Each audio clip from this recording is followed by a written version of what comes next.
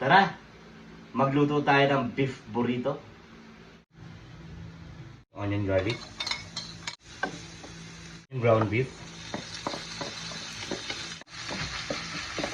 Tomato paste. Cayenne pepper. Cumin powder. Spanish paprika. Cajun seasoning. Dried oregano. Season with salt. Ground black pepper.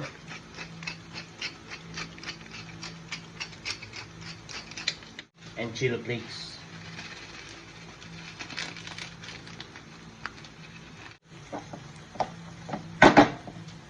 Pagluto na yung ating ground beef, pwede na natin ilagay yung ating corn. Beans.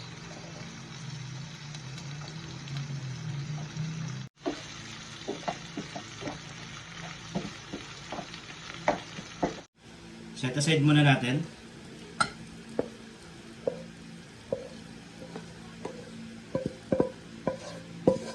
Gawa mo tayo yung tomato salsa. Ano natin yung diced tomato.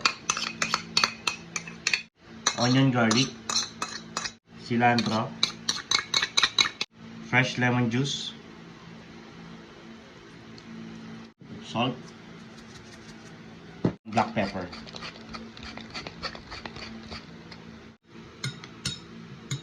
Lagyan na natin ng sour cream.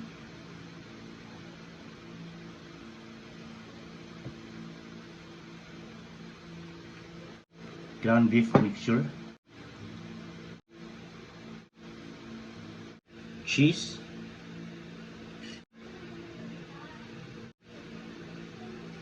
Tomato salsa.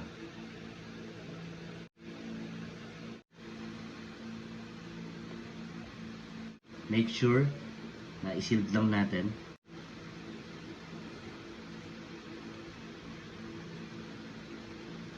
Yan.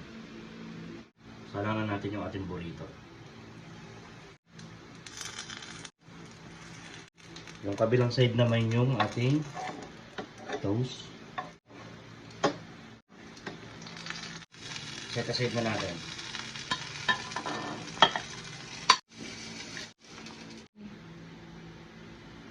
First bite.